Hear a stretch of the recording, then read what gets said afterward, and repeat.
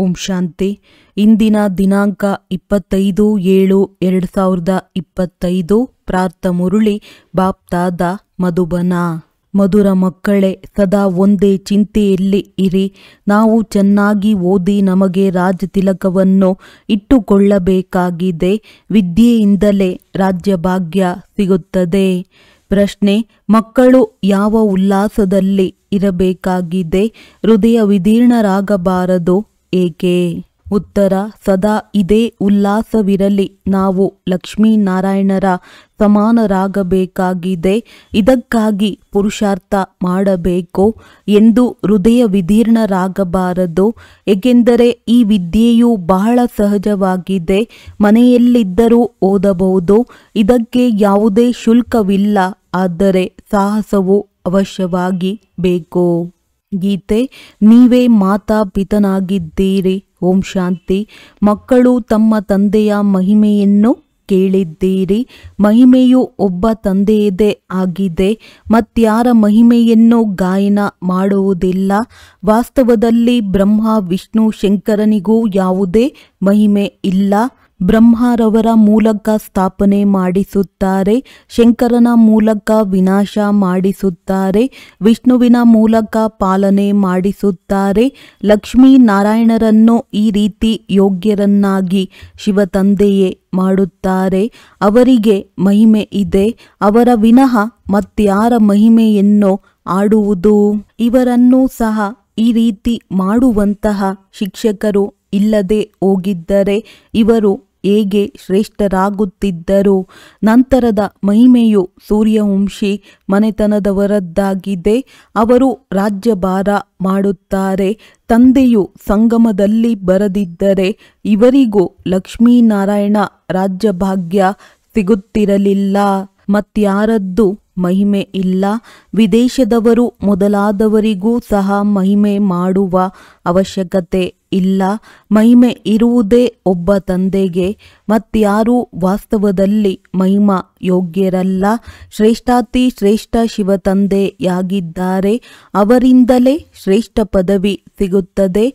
ಅಂದ ಮೇಲೆ ಅವರನ್ನು ಚೆನ್ನಾಗಿ ನೆನಪು ಮಾಡಬೇಕಲ್ಲವೇ? ತಮ್ಮನ್ನು ರಾಜರನ್ನಾಗಿ ಮಾಡಿಕೊಳ್ಳಲು ತಾವೇ ಓದಬೇಕಾಗಿದೆ. ಹೇಗೆ ಬ್ಯಾರಿಸ್ಟರಿ ಓದುತ್ತಾರೆಂದರೆ ತಮ್ಮನ್ನು ವಿದ್ಯೆಯಿಂದ ಬ್ಯಾರಿಸ್ಟರನ್ನಾಗಿ ಮಾಡಿಕೊಳ್ಳುತ್ತಾರಲ್ಲವೇ? ಶಿವತಂದೆಯು ನಮಗೆ ಓದಿಸುತ್ತಾರೆಂದು ನೀವು ತಿಳಿದುಕೊಂಡಿದ್ದೀರಿ. ಯಾರು ಚೆನ್ನಾಗಿ ಓದುವರೋ ಅವರೇ ಶ್ರೇಷ್ಠ ಪದವಿಯನ್ನು ಪಡೆಯುವರು. ಓದದೇ ಇರುವವರು ಪದವಿ ಪಡೆಯಲು ಸಾಧ್ಯವಿಲ್ಲ. ವಿದ್ಯೆಗಾಗಿಯೇ ಶ್ರೀಮತ ಸಿಗುತ್ತದೆ. ಮೂಲ ಮಾತಾಗಿದೆ ಪಾವನರಾಗುವುದು. ಪಾವನರಾಗುವುದಕ್ಕಾಗಿಯೇ ಈ ವಿದ್ಯೆ ಇದೆ. ನಿಮಗೆ ತಿಳಿದಿದೆ, ಈ ಸಮಯದಲ್ಲಿ ಎಲ್ಲರೂ ತಮೋ ಪ್ರಧಾನ ಪತಿತರಾಗಿದ್ದಾರೆ. ಒಳ್ಳೆಯ ಹಾಗೂ ಕೆಟ್ಟ ಮನುಷ್ಯರಂತೂ ಇದ್ದೇ ಇರುತ್ತಾರೆ. ಪವಿತ್ರರಾಗಿರುವವರಿಗೆ ಒಳ್ಳೆಯವರೆಂದು ಹೇಳಲಾಗುತ್ತದೆ. ಚೆನ್ನಾಗಿ ಓದಿ ದೊಡ್ಡ ವ್ಯಕ್ತಿಯಾದರೆ ಆಗ ಮಹಿಮೆಯಾಗುತ್ತದೆ. ಆದರೆ ಈಗಂತೂ ಎಲ್ಲರೂ ಪತಿತರೇ ಆಗಿದ್ದಾರೆ. ಪತಿತರೇ ಪತಿತರಿಗೆ ಮಹಿಮೆ ಮಾಡುತ್ತಾರೆ. ಸತ್ಯಯುಗದಲ್ಲಿ ಪಾವನರಿರುತ್ತಾರೆ. ಅಲ್ಲಿ ಯಾರು ಯಾರಿಗೂ ಮಹಿಮೆ ಮಾಡುವುದಿಲ್ಲ. ಇಲ್ಲಿ ಪವಿತ್ರ ಸನ್ಯಾಸಿಗಳು ಇದ್ದಾರೆ, ಅಪವಿತ್ರ ಗೃಹಸ್ಥಿಗಳು ಇದ್ದಾರೆ. ಆದ್ದರಿಂದ ಪವಿತ್ರರಿಗೆ ಮಹಿಮೆ ಮಾಡಲಾಗುತ್ತದೆ. ಅಲ್ಲಂತೂ ಯಥಾ ರಾಜ ರಾಣಿ ತಥಾ ಪ್ರಜಾ ಆಗಿರುತ್ತಾರೆ. ಪವಿತ್ರರು ಅಪವಿತ್ರರು ಎಂದು ಹೇಳಲು ಮತ್ಯಾವ ಧರ್ಮವೇ ಇರುವುದಿಲ್ಲ. ಇಲ್ಲಂತೂ ಕೆಲವರು ಗೃಹಸ್ಥಿಗಳಿಗೂ ಮಹಿಮೆ ಮಾಡುತ್ತಿರುತ್ತಾರೆ. ಹೋಗಿ ಮುಸಲ್ಮಾನರಿಗೂ ಶಿಷ್ಯರಾಗುತ್ತಾರೆ. ಅವರಿಗೆ ಅವರ ಗುರುವೇ ಅಲ್ಲ ಎಂಬಂತೆ ಅವರ ಶಿಷ್ಯರಾಗುತ್ತಾರೆ. ಆದರೆ ಅಲ್ಲಾನು ಪತಿತ ಪಾವನ ಮುಕ್ತಿದಾತ ಮಾರ್ಗದರ್ಶಕನೆಂದು ಹೇಳಲಾಗುತ್ತದೆ. ಮನುಷ್ಯರೆಲ್ಲರೂ ಅಲ್ಲಾ ಆಗಲು ಹೇಗೆ ಸಾಧ್ಯ? ಪ್ರಪಂಚದಲ್ಲಿ ಎಷ್ಟು ಘೋರ ಅಂಧಕಾರವಿದೆ. ಈಗ ನೀವು ಮಕ್ಕಳು ತಿಳಿದುಕೊಂಡಿದ್ದೀರಿ. ಅಂದ ಮೇಲೆ ಮಕ್ಕಳಿಗೆ ನಾವು ಚೆನ್ನಾಗಿ ಓದಿ ನಮ್ಮನ್ನು ರಾಜರನ್ನಾಗಿ ಮಾಡಿಕೊಳ್ಳಬೇಕೆಂಬುದು ಚಿಂತೆ ಇರಬೇಕು. ಯಾರು ಚೆನ್ನಾಗಿ ಪುರುಷಾರ್ಥ ಮಾಡುವರೋ ಅವರೇ ರಾಜತಿಲಕವನ್ನು ಪಡೆಯುವರು. ನಾವು ಸಹ ಈ ಲಕ್ಷ್ಮೀ ನಾರಾಯಣರಂತೆ ಆಗಬೇಕೆಂದು ತಮ್ಮಲ್ಲಿ ಉಲ್ಲಾಸವಿರಬೇಕು. ಇದರಲ್ಲಿ ತಬ್ಬಿಬ್ಬಾಗುವ ಅವಶ್ಯಕತೆ ಇಲ್ಲ. ಪುರುಷಾರ್ಥ ಮಾಡಬೇಕು. ಹೃದಯ ವಿದೀರ್ಣರಾಗಬಾರದು. ಈ ವಿದ್ಯೆಯೇ ಇಂತಹದ್ದಾಗಿದೆ. ಹಾಸಿಗೆಯ ಮೇಲೆ ಮಲಗಿದ್ದರೂ ಓದಬಹುದು, ವಿದೇಶದಲ್ಲಿದ್ದರೂ ಓದಬಹುದು, ಮನೆಯಲ್ಲಿದ್ದರೂ ಓದಬಹುದು. ಇಷ್ಟು ಸಹಜ ವಿದ್ಯೆಯಾಗಿದೆ. ಸ್ವಲ್ಪ ಶ್ರಮಪಟ್ಟು ತಮ್ಮ ಪಾಪಗಳನ್ನು ಕಳೆದುಕೊಳ್ಳಬೇಕು ಮತ್ತು ಅನ್ಯರಿಗೂ ತಿಳಿಸಬೇಕಾಗಿದೆ. ಅನ್ಯ ಧರ್ಮದವರಿಗೂ ಸಹ ನೀವು ತಿಳಿಸಬಲ್ಲಿರಿ. ಯಾರಿಗೆ ಆದರೂ ಈ ಮಾತನ್ನು ತಿಳಿಸಿರಿ. ನೀವಾತ್ಮರಾಗಿದ್ದೀರಿ. ಆತ್ಮನ ಸ್ವಧರ್ಮವು ಒಂದೇ ಆಗಿದೆ. ಇದರಲ್ಲಿ ಯಾವುದೇ ಅಂತರವಿಲ್ಲ. ಶರೀರದಿಂದಲೇ ಅನೇಕ ಧರ್ಮಗಳಾಗುತ್ತವೆ. ಆತ್ಮವು ಒಂದೇ ಆಗಿದೆ. ಎಲ್ಲರೂ ಒಬ್ಬ ತಂದೆಯ ಮಕ್ಕಳಾಗಿದ್ದಾರೆ. ಆತ್ಮರನ್ನು ತಂದೆಯು ದತ್ತು ಮಾಡಿಕೊಂಡಿರುವುದರಿಂದ ಬ್ರಹ್ಮಮುಖ ವಂಶಾವಳಿ ಎಂದು ಗಾಯನ ಮಾಡಲಾಗುತ್ತದೆ. ಆತ್ಮದ ತಂದೆ ಯಾರೆಂಬುದನ್ನು ನೀವು ಯಾರಿಗಾದರೂ ತಿಳಿಸಬಲ್ಲಿರಿ. ತಾವು ಅವರಿಂದ ತುಂಬಿಸುವ ಫಾರ್ಮ್ನಲ್ಲಿ ಬಹಳ ಅರ್ಥವಿದೆ. ತಂದೆಯಂತೂ ಅವಶ್ಯವಾಗಿ ಇದ್ದಾರಲ್ಲವೇ? ಅವರನ್ನು ನೆನಪು ಮಾಡುತ್ತಾರೆ. ಆತ್ಮವು ತನ್ನ ತಂದೆಯನ್ನು ನೆನಪು ಮಾಡುತ್ತದೆ. ಈಗಂತೂ ಭಾರತದಲ್ಲಿ ಯಾರನ್ನೂ ಬೇಕಾದರೂ ತಂದೆ ಎಂದು ಹೇಳಿಬಿಡುತ್ತಾರೆ. ಮೇಯರ್ ರವರಿಗೂ ಸಹ ಫಾದರ್ ಎಂದು ಹೇಳಿಬಿಡುತ್ತಾರೆ. ಆದರೆ ಆತ್ಮದ ತಂದೆಯು ಯಾರೆಂಬುದನ್ನು ತಿಳಿದುಕೊಂಡಿಲ್ಲ. ತಾವು ಮಾತ್ಪಿತಾ ಎಂದು ಆಡುತ್ತಾರೆ. ಆದರೆ ಅವರು ಯಾರು, ಹೇಗಿದ್ದಾರೆ ಎಂಬುದೇನು ತಿಳಿದಿಲ್ಲ. ಭಾರತದಲ್ಲಿಯೇ ತಾವು ಮಾತ್ಪಿತಾ ಎಂದು ಕರೆಯುತ್ತಾರೆ. ತಂದೆಯೇ ಬಂದು ಇಲ್ಲಿ ಮುಖ ವಂಶಾವಳಿಯನ್ನು ರಚಿಸುತ್ತಾರೆ. ಭಾರತವನ್ನು ಮದರ್ ಕಂಟ್ರಿ, ತಾಯ್ನಾಡು ಎಂದು ಹೇಳಲಾಗುತ್ತದೆ. ಏಕೆ? ಇಲ್ಲಿಯೇ ಶಿವತಂದೆಯು ಮಾತ್ಪಿತರ ರೂಪದಲ್ಲಿ ಬಂದು ಪಾತ್ರವನ್ನಭಿನಯಿಸುತ್ತಾರೆ ಮತ್ತು ಭಗವಂತನನ್ನು ಸಹ ಭಾರತದಲ್ಲಿಯೇ ಮಾತ್ಪಿತನ ರೂಪದಲ್ಲಿ ನೆನಪು ಮಾಡುತ್ತಾರೆ. ವಿದೇಶಗಳಲ್ಲಿ ಕೇವಲ ಗಾಡ್ ಫಾದರ್ ಎಂದು ಕರೆಯುತ್ತಾರೆ. ಆದರೆ ತಾಯಿಯೂ ಬೇಕಲ್ಲವೇ? ತಾಯಿಯಿಂದಲೇ ಮಕ್ಕಳನ್ನು ರಚಿಸುವರು. ಪುರುಷನೂ ಸಹ ಮೊದಲು ಸ್ತ್ರೀಯನ್ನು ದತ್ತು ಮಾಡಿಕೊಂಡು ಅವರಿಂದ ಮಕ್ಕಳಿಗೆ ಜನ್ಮ ಕೊಡುತ್ತಾರೆ. ರಚನೆಯನ್ನು ರಚಿಸಲಾಗುತ್ತದೆ. ಇಲ್ಲಿಯೂ ಸಹ ಪರಮಪಿತಾ ಪರಮಾತ್ಮ ತಂದೆಯು ಬ್ರಹ್ಮರವರಲ್ಲಿ ಪ್ರವೇಶ ಮಾಡಿ ದತ್ತು ಮಾಡಿಕೊಳ್ಳುತ್ತಾರೆ. ತಾವೆಲ್ಲ ಮಕ್ಕಳನ್ನು ರಚಿಸುತ್ತಾರೆ. ಆದ್ದರಿಂದ ಇವರನ್ನು ಮಾತ್ಪಿತಾ ಎಂದು ಕರೆಯಲಾಗುವುದು. ಅವರು ಆತ್ಮರ ತಂದೆಯಾಗಿದ್ದಾರೆ. ಇಲ್ಲಿ ಬಂದು ಉತ್ಪತ್ತಿ ಮಾಡುತ್ತಾರೆ. ಇಲ್ಲಿ ನೀವು ಮಕ್ಕಳಾಗುತ್ತೀರಿ. ಆದ್ದರಿಂದ ತಂದೆ ಮತ್ತು ತಾಯಿ ಎಂದು ಹೇಳಲಾಗುತ್ತದೆ. ಅದಂತೂ ಮಧುರ ಮನೆಯಾಗಿದೆ. ಅಲ್ಲಿ ಎಲ್ಲ ಆತ್ಮರೇ ಇರುತ್ತಾರೆ. ಅಲ್ಲಿಯೂ ತಂದೆಯ ವಿನಃ ಮತ್ಯಾರೂ ಕರೆದುಕೊಂಡು ಹೋಗಲು ಸಾಧ್ಯವಿಲ್ಲ. ಯಾರಾದರೂ ಸಿಗಲಿ, ಅವರಿಗೆ ತಿಳಿಸಿ, ನೀವು ಮಧುರ ಮನೆಗೆ ಹೋಗಲು ಬಯಸುತ್ತೀರಾ? ಅಂದ ಮೇಲೆ ಅವಶ್ಯವಾಗಿ ಪಾವನರಾಗಬೇಕಾಗಿದೆ. ಈಗ ನೀವು ಪತಿತರಾಗಿದ್ದೀರಿ. ಇದು ಕಲಿಯುಗಿ ತಮೋಪ್ರಧಾನ ಪ್ರಪಂಚವಾಗಿದೆ. ತಾವೀಗ ಹಿಂತಿರುಗಿ ಮನೆಗೆ ಹೋಗಬೇಕಾಗಿದೆ. ತಮೋಪ್ರಧಾನ ಆತ್ಮರು ಹಿಂತಿರುಗಿ ಮನೆಗೆ ಹೋಗಲು ಸಾಧ್ಯವಿಲ್ಲ. ಆತ್ಮರು ಮಧುರ ಮನೆಯಲ್ಲಿ ಪವಿತ್ರರಾಗಿರುತ್ತಾರೆ. ಆದ್ದರಿಂದ ತಂದೆಯು ತಿಳಿಸುವುದೇನೆಂದರೆ, ತಂದೆಯ ನೆನಪಿನಿಂದಲೇ ವಿಕರ್ಮಗಳು ವಿನಾಶವಾಗುತ್ತವೆ. ಯಾವುದೇ ದೇಹಧಾರಿಗಳನ್ನು ನೆನಪು ಮಾಡಬೇಡಿ. ತಂದೆಯನ್ನು ಎಷ್ಟು ನೆನಪು ಮಾಡುತ್ತೀರೋ ಅಷ್ಟು ಪಾವನರಾಗುತ್ತೀರಿ ಹಾಗೂ ನಂಬರ್ ವಾರ್ ಶ್ರೇಷ್ಠ ಪದವಿಯನ್ನು ಪಡೆಯುತ್ತೀರಿ. ಲಕ್ಷ್ಮೀ ನಾರಾಯಣರ ಚಿತ್ರವನ್ನು ಕುರಿತು ಯಾರಿಗೆ ಬೇಕಾದರೂ ತಿಳಿಸಲು ಸಹಜವಾಗಿದೆ. ಭಾರತದಲ್ಲಿ ಇವರ ರಾಜ್ಯವಿತ್ತು. ಇವರು ರಾಜ್ಯಭಾರ ಮಾಡುತ್ತಿದ್ದಾಗ ವಿಶ್ವದಲ್ಲಿ ಶಾಂತಿ ಇತ್ತು. ವಿಶ್ವದಲ್ಲಿ ಶಾಂತಿಯನ್ನು ತಂದೆಯೇ ಸ್ಥಾಪನೆ ಮಾಡಬಲ್ಲರು, ಮತ್ಯಾರಿಗೂ ಶಕ್ತಿ ಇಲ್ಲ. ಈಗ ತಂದೆಯು ನಮಗೆ ರಾಜಯೋಗವನ್ನು ಕಲಿಸುತ್ತಿದ್ದಾರೆ. ಹೊಸ ಪ್ರಪಂಚಕ್ಕಾಗಿ ರಾಜರಿಗೂ ರಾಜ ಹೇಗೆ ಆಗಬಹುದೆಂಬುದನ್ನು ತಿಳಿಸುತ್ತಿದ್ದಾರೆ. ತಂದೆಯೇ ಜ್ಞಾನ ಸಾಗರನಾಗಿದ್ದಾರೆ. ಆದರೆ ಅವರಲ್ಲಿ ಯಾವ ಜ್ಞಾನವಿದೆ ಎಂದು ಯಾರಿಗೂ ತಿಳಿದಿಲ್ಲ. ಸೃಷ್ಟಿಯ ಆದಿ ಮಧ್ಯ ಅಂತ್ಯದ ಚರಿತ್ರೆ ಭೂಗೋಳವನ್ನು ಬೇಹದ್ದಿನ ತಂದೆಯೇ ತಿಳಿಸುತ್ತಾರೆ. ಮನುಷ್ಯರಂತೂ ಕೆಲವೊಮ್ಮೆ ಅವರನ್ನು ಸರ್ವವ್ಯಾಪಿ ಎಂದು ಹೇಳುತ್ತಾರೆ. ಇಲ್ಲವೆಂದರೆ ಎಲ್ಲರ ಆಂತರ್ಯವನ್ನು ತಿಳಿದಿದ್ದಾರೆಂದು ಹೇಳುತ್ತಾರೆ. ಅದೇ ರೀತಿ ತಮಗಾಗಿ ಹೇಳಿಕೊಳ್ಳುವುದಿಲ್ಲ. ಇದೆಲ್ಲ ಮಾತುಗಳನ್ನು ತಂದೆಯು ಕುಳಿತು ತಿಳಿಸುತ್ತಾರೆ.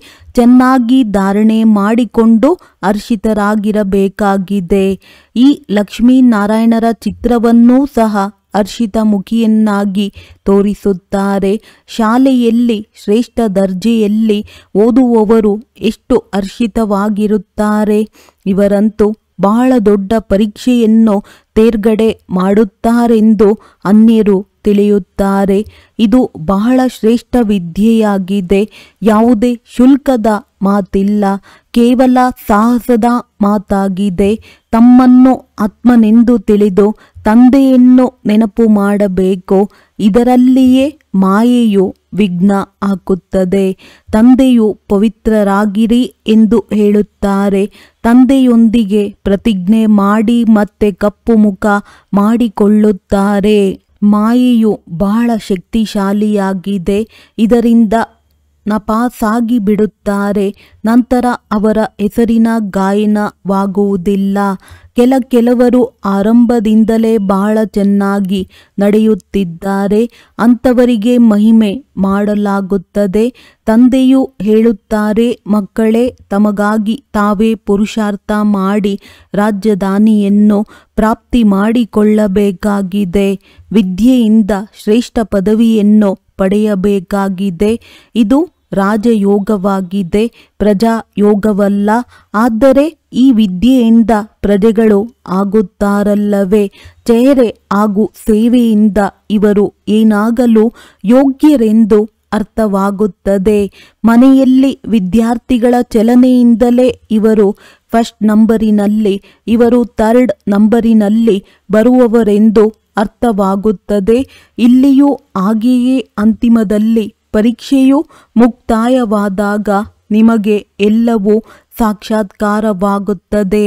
ಸಾಕ್ಷಾತ್ಕಾರವಾಗುವುದರಲ್ಲಿ ತಡವಾಗುವುದಿಲ್ಲ.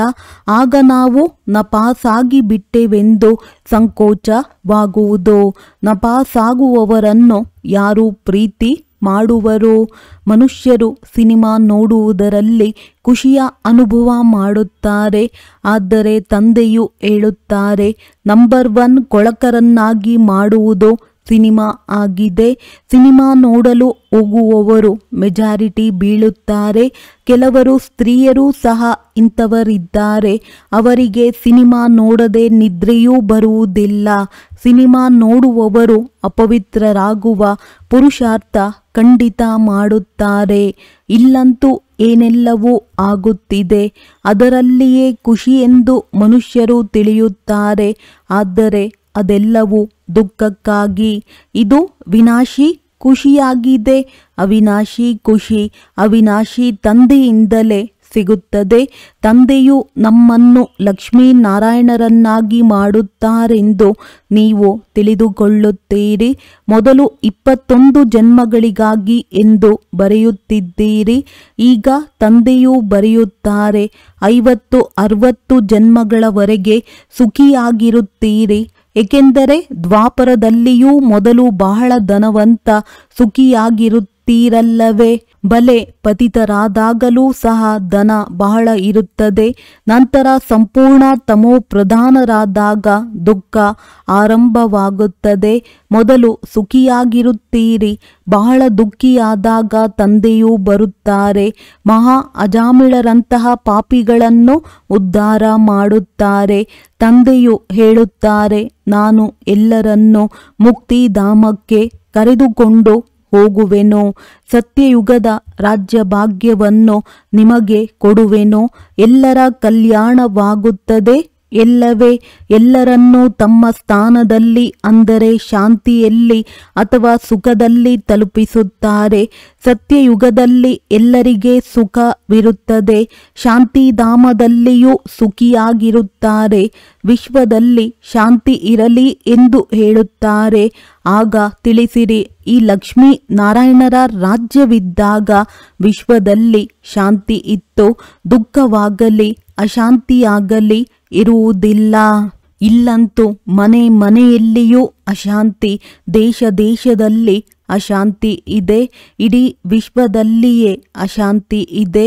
ದೇಶವು ಎಷ್ಟು ತುಂಡು ತುಂಡಾಗಿದೆ, ಎಷ್ಟು ಭಾಗಗಳಾಗಿವೆ. 100 ಮೈಲಿ ದೂರಕ್ಕೆ ಒಂದೊಂದು ಭಾಷೆಯಾಗಿದೆ. ಭಾರತದ ಪ್ರಾಚೀನ ಭಾಷೆಯು ಸಂಸ್ಕೃತವೆಂದು ಹೇಳುತ್ತಾರೆ. ಆದರೆ ಆದಿ ಸನಾತನ ಧರ್ಮದ ಬಗ್ಗೆಯೂ ಯಾರಿಗೂ ಗೊತ್ತಿಲ್ಲ. ಅಂದ ಮೇಲೆ ಇದು ಪ್ರಾಚೀನ ಭಾಷೆ ಎಂದು ಹೇಗೆ ಹೇಳುತ್ತಾರೆ? ಆದಿ ಸನಾತನ ದೇವಿ ದೇವತಾ ಧರ್ಮ ಯಾವಾಗ ಇತ್ತೆಂದು ನೀವು ತಿಳಿಸಿರಿ. ನಿಮ್ಮಲ್ಲಿಯೂ ನಂಬರ್ ವಾರ್ ಇದ್ದಾರೆ. ಕೆಲವರಂತೂ ಮಂದ ಬುದ್ಧಿಯವರು ಇರುತ್ತಾರೆ. ಕಲ್ಲು ಬುದ್ಧಿಯವರಂತೆ ಕಾಣುತ್ತಾರೆ. ಅಜ್ಞಾನ ಕಾಲದಲ್ಲಿಯೂ ಏ ಭಗವಂತ, ಇವರ ಬುದ್ಧಿಯ ಬೀಗವನ್ನು ತೆರೆಸು ಎಂದು ಹೇಳುತ್ತಾರಲ್ಲವೇ? ತಂದೆಯು ತಾವೆಲ್ಲ ಮಕ್ಕಳಿಗೆ ಜ್ಞಾನದ ಪ್ರಕಾಶವನ್ನು ಕೊಡುತ್ತಾರೆ. ಅದರಿಂದ ಬೀಗವು ತೆರೆಯಲ್ಪಡುತ್ತದೆ. ಆದರೂ ಕೆಲವರ ಬುದ್ಧಿಯು ತೆರೆಯುವುದೇ ಇಲ್ಲ.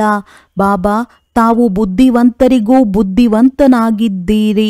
ನಮ್ಮ ಪತಿಯ ಬುದ್ಧಿಯ ಬೀಗವನ್ನು ತೆರೆಯಿರಿ ಎಂದು ಹೇಳುತ್ತಾರೆ. ತಂದೆಯು ಹೇಳುತ್ತಾರೆ, ನಾನು ಇದಕ್ಕಾಗಿಯೇ ಬಂದಿದ್ದೇನೆಯೇ? ಒಬ್ಬರೊಬ್ಬರ ಬುದ್ಧಿಯ ಬೀಗವನ್ನು ಕುಳಿತು ತೆರೆಯಲೇ. ಹಾಗೆ ಮಾಡಿದರೆ ಎಲ್ಲರ ಬುದ್ಧಿಯ ಬೀಗವು ತೆರೆದು ಬಿಡುವುದು. ಎಲ್ಲರೂ ಮಹಾರಾಜ ಮಹಾರಾಣಿಯಾಗಿ ಬಿಡುವರು. ಅಂದ ಮೇಲೆ ನಾನು ಹೇಗೆ ಎಲ್ಲರ ಬೀಗವನ್ನು ತೆರೆಯಲಿ? ಅವರು ಸತ್ಯಯುಗದಲ್ಲಿ ಬರುವ ಪಾತ್ರವೇ ಇಲ್ಲವೆಂದರೆ ನಾನು ಹೇಗೆ ತೆರೆಯಲಿ? ಡ್ರಾಮಾ ಅನುಸಾರ ಸಮಯದಲ್ಲಿಯೇ ಅವರ ಬುದ್ಧಿಯು ತೆರೆಯುವುದು. ನಾನು ಹೇಗೆ ತೆರೆಯಲಿ? ಎಲ್ಲವೂ ಡ್ರಾಮಾದ ಮೇಲಿದೆ ಎಲ್ಲವೇ? ಎಲ್ಲರೂ ಫುಲ್ ಪಾಸ್ ಆಗುವುದಿಲ್ಲ. ಶಾಲೆಯಲ್ಲಿ ನಂಬರ್ ವಾರ್ ಇರುತ್ತಾರೆ. ಇದು ವಿದ್ಯೆಯಾಗಿದೆ. ಪ್ರಜೆಗಳೂ ಸಹ ಆಗುವರು. ಎಲ್ಲರ ಬುದ್ಧಿಯ ಬೀಗವು ತೆರೆದು ಬಿಟ್ಟರೆ ಪ್ರಜೆಗಳೆಲ್ಲಿಂದ ಬರುವರು? ನೀವು ಮಕ್ಕಳು ಪುರುಷಾರ್ಥ ಮಾಡಬೇಕಾಗಿದೆ. ಪ್ರತಿಯೊಬ್ಬರ ಪುರುಷಾರ್ಥದಿಂದ ತಿಳಿದುಕೊಳ್ಳಬಹುದು. ಯಾರು ಚೆನ್ನಾಗಿ ಓದುವರೋ ಅವರನ್ನು ಎಲ್ಲೆಲ್ಲಿ ಸೇವೆ ಇರುವುದೋ ಅಲ್ಲಿ ಕರೆಸಲಾಗುತ್ತದೆ. ಯಾರು ಚೆನ್ನಾಗಿ ಸರ್ವಿಸ್ ಮಾಡುತ್ತಾರೆಂದು ತಂದೆಗೆ ಗೊತ್ತಿದೆ. ಅಂದಾಗ ಮಕ್ಕಳು ಚೆನ್ನಾಗಿ ಓದಬೇಕು. ಚೆನ್ನಾಗಿ ಓದಿದರೆ ಮನೆಗೆ ಕರೆದುಕೊಂಡು ಹೋಗುವೆನು. ನಂತರ ಸ್ವರ್ಗದಲ್ಲಿ ಕಳುಹಿಸುವೆನು. ಇಲ್ಲದಿದ್ದರೆ ಶಿಕ್ಷೆಗಳು ಬಹಳ ಕಠಿಣವಾಗಿರುವುದು. ಪದವಿಯು ಭ್ರಷ್ಟವಾಗುವುದು. ವಿದ್ಯಾರ್ಥಿಗಳು ಶಿಕ್ಷಕರನ್ನು ಪ್ರತ್ಯಕ್ಷ ಮಾಡಬೇಕು. ಸತ್ಯಯುಗದಲ್ಲಿ ಪಾರಸ ಬುದ್ಧಿಯವರಾಗುತ್ತೀರಿ.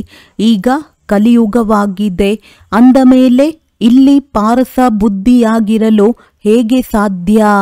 ಯಾವಾಗ ಒಂದು ರಾಜ್ಯ ಒಂದೇ ಧರ್ಮವಿತ್ತೋ ಆಗ ವಿಶ್ವದಲ್ಲಿ ಶಾಂತಿ ಇತ್ತು.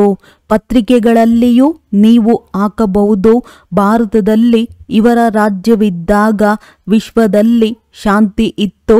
ಕೊನೆಗೊಂದು ದಿನ ಅವಶ್ಯವಾಗಿ ತಿಳಿದುಕೊಳ್ಳುವರು. ನೀವು ಮಕ್ಕಳ ಹೆಸರು ಪ್ರಸಿದ್ಧವಾಗುವುದು. ಆ ವಿದ್ಯೆಯಲ್ಲಾದರೆ ಎಷ್ಟೊಂದು ಪುಸ್ತಕಗಳನ್ನು ಓದುತ್ತಾರೆ, ಇಲ್ಲಿ ಏನೇನೂ ಇಲ್ಲ. ವಿದ್ಯೆಯು ಬಹಳ ಸಹಜವಾಗಿದೆ. ನೆನಪಿನಲ್ಲಿ ಒಳ್ಳೊಳ್ಳೆಯ ಮಹಾರಥಿಗಳು ಅನ್ನುತ್ತೀರ್ಣರಾಗುತ್ತಾರೆ. ನೆನಪಿನ ಅರಿತವಿಲ್ಲವೆಂದರೆ ಜ್ಞಾನದ ಖಡ್ಗವು ಕೆಲಸ ಮಾಡುವುದಾದರೂ ಹೇಗೆ? ಬಹಳ ನೆನಪು ಮಾಡಿದಾಗಲೇ ಈ ಖಡ್ಗದಲ್ಲಿ ಅರಿತ ಬರುವುದು.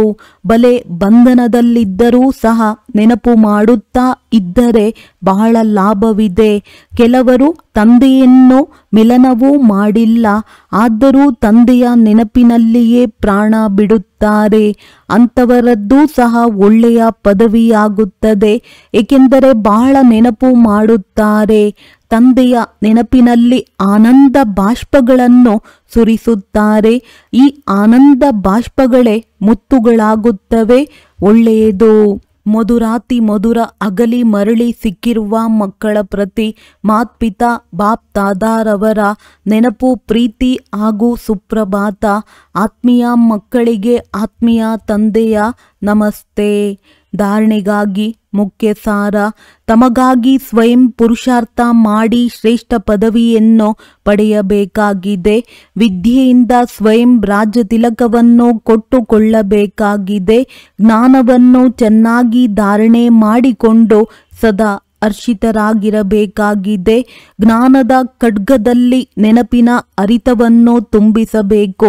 ನೆನಪಿನಿಂದಲೇ ಬಂಧನಗಳನ್ನು ಕಳೆಯಬೇಕಾಗಿದೆ ಎಂದು ಕೊಳಕು ಸಿನಿಮಾ ನೋಡಿ ತಮ್ಮ ಸಂಕಲ್ಪಗಳನ್ನು ಅಪವಿತ್ರ ಮಾಡಿಕೊಳ್ಳಬಾರದು. ವರದಾನ: ಲೌಕಿಕವನ್ನು ಅಲೌಕಿಕದಲ್ಲಿ ಪರಿವರ್ತನೆ ಮಾಡಿಕೊಂಡು ಸರ್ವ ಬಲಹೀನತೆಗಳಿಂದ ಮುಕ್ತವಾಗುವಂತಹ ಮಾಸ್ಟರ್ ಸರ್ವಶಕ್ತಿವಾನ್ ಭವ. ಯಾರು ಮಾಸ್ಟರ್ ಸರ್ವಶಕ್ತಿವಾನ್ ಜ್ಞಾನಪೂರ್ಣ ಆತ್ಮರುಗಳಿದ್ದಾರೆ, ಅವರು ಎಂದು ಯಾವುದೇ ಬಲಹೀನ ಅಥವಾ ಸಮಸ್ಯೆಗಳಿಗೆ ವಶೀಭೂತರಾಗುವುದಿಲ್ಲ. ಏಕೆಂದರೆ ಅವರು ಅಮೃತ ವೇಳೆಯಿಂದ ಏನನ್ನೇ ನೋಡುತ್ತಾ, ಕೇಳುತ್ತಾ, ಯೋಚಿಸುತ್ತಾ ಅಥವಾ ಕರ್ಮ ಮಾಡುತ್ತಾರೆ, ಅದನ್ನು ಲೌಕಿಕದಿಂದ ಅಲೌಕಿಕದಲ್ಲಿ ಪರಿವರ್ತನೆ ಮಾಡಿಕೊಳ್ಳುತ್ತಾರೆ. ಯಾವುದಾದರೂ ಲೌಕಿಕ ವ್ಯವಹಾರ ನಿಮಿತ್ತ ಮಾತ್ರ ಮಾಡುತ್ತಾ ಅಲೌಕಿಕ ಕಾರ್ಯ ಸದಾ ಸ್ಮೃತಿಯಲ್ಲಿದ್ದಾಗ ಯಾವುದೇ ಪ್ರಕಾರದ ಮಾಯಾವಿ ವಿಕಾರಗಳಿಗೆ ವಶೀಭೂತ ವ್ಯಕ್ತಿಯ ಸಂಪರ್ಕದಿಂದ ಸ್ವಯಂ ವಶೀಭೂತರಾಗುವುದಿಲ್ಲ. ತಮೋಗುಣಿ ವೈಬ್ರೇಷನ್ನಲ್ಲಿಯೂ ಸಹ ಸದಾ ಕಮಲದ ಸಮಾನ ಇರುತ್ತಾರೆ. ಲೌಕಿಕ ಕೊಳಕಿನಲ್ಲಿರುತ್ತಲೂ ಸಹ ಅದರಿಂದ ನ್ಯಾರ ಇರುತ್ತಾರೆ. ಸ್ಲೋಗನ್: ಸರ್ವರನ್ನು ಸಂತುಷ್ಟ ಮಾಡಿ, ಆಗ ಪುರುಷಾರ್ಥದಲ್ಲಿ ಸ್ವತಃವಾಗಿ ಹೈಜಂಪ್ ಆಗಿ ಬಿಡುತ್ತದೆ. ಅವ್ಯಕ್ತ ಸೂಚನೆ: ಸಂಕಲ್ಪ ಶಕ್ತಿಯನ್ನು ಜಮಾ ಮಾಡಿ ಶ್ರೇಷ್ಠ ಸೇವೆಗೆ ನಿಮಿತ್ತರಾಗಿ. ಸಂಕಲ್ಪ ಶಕ್ತಿಯನ್ನು ಜಮಾ ಮಾಡುವುದಕ್ಕಾಗಿ ಯಾವುದೇ ಮಾತನ್ನು ನೋಡುತ್ತಾ, ಕೇಳುತ್ತಾ ಸೆಕೆಂಡ್ನಲ್ಲಿ ಫುಲ್ ಸ್ಟಾಪ್ ಇಡುವ ಅಭ್ಯಾಸ ಮಾಡಿ. ಒಂದು ವೇಳೆ ಸಂಕಲ್ಪದಲ್ಲಿ ಏಕೆ, ಏನು ಎನ್ನುವ ಸಾಲು ಬಂದು ಬಿಟ್ಟರೆ, ವ್ಯರ್ಥ ರಚನೆಯನ್ನು ರಚಿಸಿಬಿಟ್ಟರೆ ಅದರ ಪಾಲನೆ ಮಾಡಬೇಕಾಗುತ್ತದೆ. ಸಂಕಲ್ಪ, ಸಮಯ, ಶಕ್ತಿ ಅದರಲ್ಲಿಯೇ ಖರ್ಚು ಆಗುತ್ತಿರುವುದು. ಆದ್ದರಿಂದ ಈಗ ವ್ಯರ್ಥ ರಚನೆಯ ಬರ್ತ್ ಕಂಟ್ರೋಲ್ ಮಾಡಿ, ಆಗ ಬೇಹದ್ದಿನ ಸೇವೆಯ ನಿಮಿತ್ತರಾಗಲು ಸಾಧ್ಯ. ಒಳ್ಳೆಯದು. ಓಂ ಶಾಂತಿ.